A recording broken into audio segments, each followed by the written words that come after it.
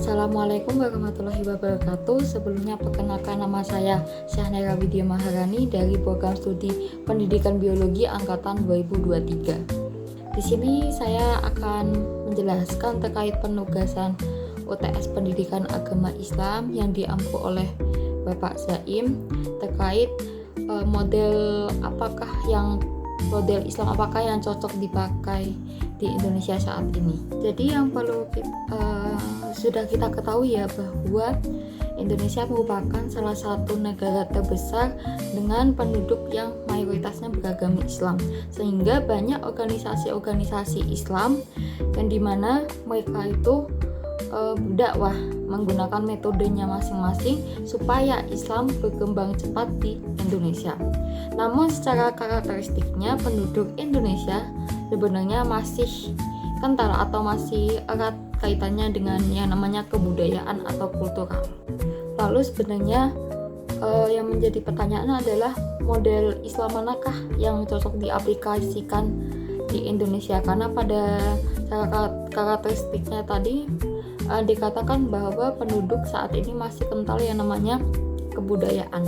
Jadi menurut saya model Islam yang cocok diaplikasikan di Indonesia saat ini adalah model Islam yang sudah diajarkan oleh Rasulullah SAW pada saat Islam diturunkan di Arab melalui Nabi Muhammad SAW.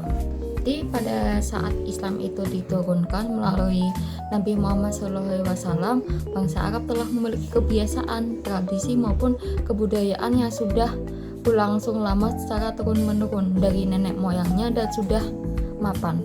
Namun dengan demikian, Islam sebagai agama rahmatan lil alamin tidak langsung menolak dan mengharamkan seluruh tradisi dan kebudayaan bangsa Arab. Menurut Ali Sodikin, sedikitnya ada 3 model interaksi antara Islam dengan budaya bangsa Arab. Lalu yang pertama adalah Islam hadir sebagai tahmil, yaitu menerima, menyempurnakan, dan melanjutkan dari apa-apa yang sudah ada di masyarakat.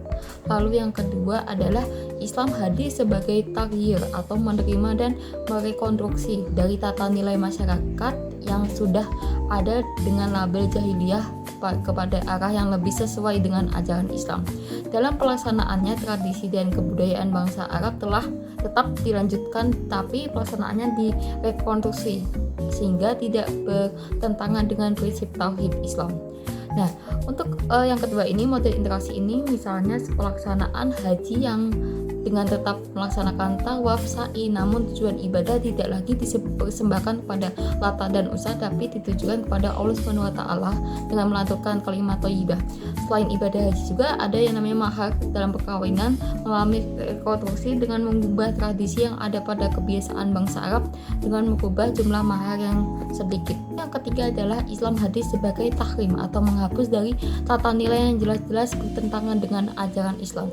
Tradisi yang bertentangan dengan ajaran Islam dilarang untuk tetap dilaksanakan. Nah, dalam pelarangan ini ada serta-merta, namun ada yang sifatnya secara bertahap. Tradisi dan kebiasaan bangsa Arab yang dilarang ini misalnya seperti judi, minum khamar, riba, dan perbudakan. Jadi respon agama Islam terhadap budaya, sistem sosial budaya yang sudah berkembang di masyarakat tersebut menjadi menarik jika dihubungkan dengan ajaran tentang Islam sebagai dakwah yang di dalamnya mewajibkan kepada semua umatnya untuk menyampaikan ajaran-ajarannya kepada orang lain. Jadi dengan dakwah proses interaksi antara Islam dan budaya masyarakat terjadi sehingga tidak menutup kemungkinan adanya akulturasi dan asimilasi dalam Islam. Kita sebagai generasi milenial juga ikut melakukan dakwah dalam menyampaikan Islam, menyampaikan apa yang diperintah Allah dan larangannya, sehingga insya Allah perkembangan Islam meluas di Indonesia. Karena pada fakta hari ini belum tentu banyak orang Muslim yang mengenal tentang syariat-syariat yang sudah Allah turunkan melalui Al-Quran dan ajaran-ajaran Rasulullah, sehingga insya Allah dengan kita mengikuti metode dakwah Rasulullah, kita menyampaikan kepada teman-teman kita, keluarga kita, saudara-saudara kita, insya Allah Islam selalu tetap eksis sampai kapanpun.